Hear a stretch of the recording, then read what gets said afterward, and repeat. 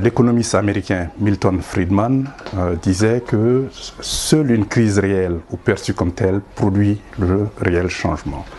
En réalité, avec la crise sanitaire, la pandémie que nous subissons tous les jours, va nous affecter pour une durée incertaine. Pour cela, nous devons faire des efforts pour essayer de nous réadapter. En tout cas, il y a des défis auxquels nous ferons face, mais aussi nous aurons des opportunités. Nous pourrons transformer aussi ces défis en opportunités. Et cela concerne surtout les changements climatiques. Et comme vous le savez, l'objectif numéro 7 des objectifs de développement durable des Nations Unies concerne l'accès à l'énergie, à une énergie à moins de coûts, fiable, durable et aussi moderne. Mais malheureusement, ce sont les couches les plus fragiles, celles qui n'ont pas déjà accès à l'énergie, qui vont en pâtir.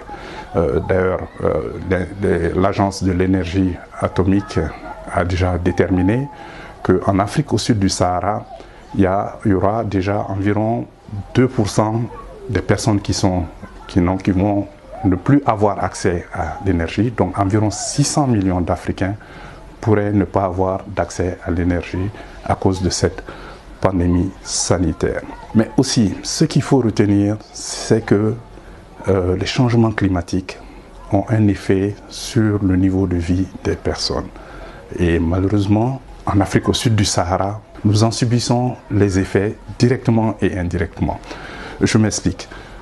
Si vous prenez par exemple la consommation d'énergie, il y a une étude récente du Fonds monétaire international, c'est-à-dire de février 2021, du professeur Yao, qui vient de déterminer qu'une augmentation de 1% de la température de 1 degré Celsius fait augmenter la consommation d'électricité de 7%. C'est beaucoup, sans pour autant oublier aussi que la croissance économique et la démographie en Afrique, surtout au sud du Sahara, est galopante. Donc cela aussi impactera davantage cette consommation d'énergie. Et malheureusement, le problème c'est que il n'y a pas d'équilibre entre la demande d'énergie en Afrique et la production d'énergie. C'est complètement déficitaire. Imaginez-vous que toute l'Afrique produit environ 114 gigawatts. Donc c'est largement insuffisant. Mais aussi 2/3 de cette capacité concerne les pays maghrébins qui sont électrifiés à 100% et l'Afrique du Sud. Et l'Afrique du Sud, à elle seule, consomme 60% de la capacité électrique installée en Afrique. Donc il y a des défis à relever, mais il y a des défis notamment au niveau des coûts. Parce que, comme vous le savez, ça coûte très cher de faire des investissements et la Banque mondiale a estimé que pour les 20 années à venir, l'Afrique devra investir environ 120 milliards de dollars par an pour pouvoir quand même rattraper son retard en matière d'infrastructures énergétiques. Et 60 milliards de dollars concernent uniquement les réseaux électriques. Mais l'électricité joue un rôle important, l'énergie grosso modo, parce que vous savez, les pays où il fait le plus chaud concernent l'Afrique au sud du Sahara. C'est l'une des zones les plus chaudes au monde. Et donc, plus il fait chaud, plus la demande d'énergie va croissante. Et à ce niveau, vous avez 52 villes en Afrique, au sud du Sahara, qui ont plus de 1 million d'habitants. Mais aussi, vous avez 700 millions d'Africains qui vivent dans des endroits où la température moyenne journalière est au-delà de 25 degrés. Donc cela pose un autre défi au niveau du changement climatique et de la demande d'énergie. Mais aussi, surtout, il y a 900 millions d'Africains sur les 1,350 milliard qui n'ont pas accès à une source d'énergie propre pour la cuisson au quotidien. Cela donc a un impact assez important sur l'environnement et sur les changements climatiques. Il va falloir relever ces défis et chercher des financements. Malheureusement, encore, 90% des financements au niveau de l'énergie concernent le financement public et le financement des banques multilatérales. Ce n'est pas assez. Il va falloir chercher des financements privés supplémentaires. Il va falloir trouver des financements innovants pour financer l'accès à l'énergie en Afrique.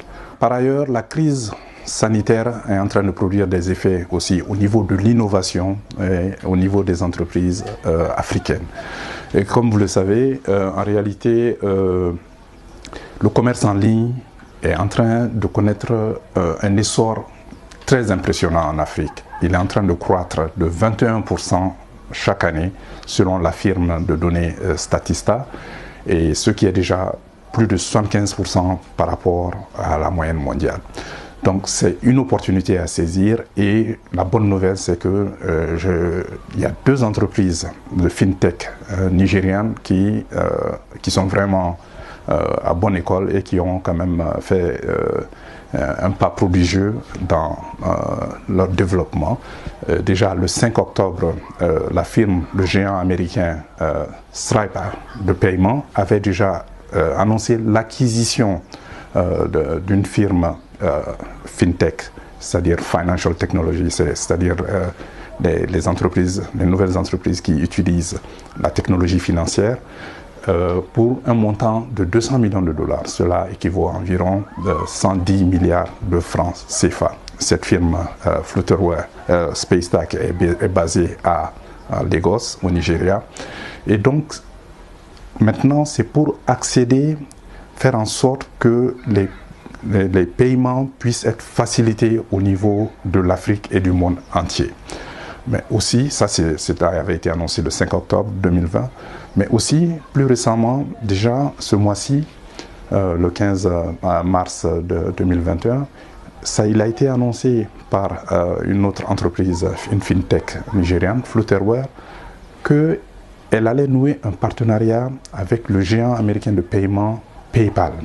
Donc, cela va permettre aussi de connecter les plus de 400 millions d'utilisateurs de PayPal, pour les connecter à 50 pays africains, aux entreprises, c'est-à-dire aux micro, petites et moyennes entreprises de 50 pays africains. Cela est très important, et cela est la bonne nouvelle que nous apporte cette semaine, en tout cas la crise Covid et l'innovation qui l'accompagne aussi.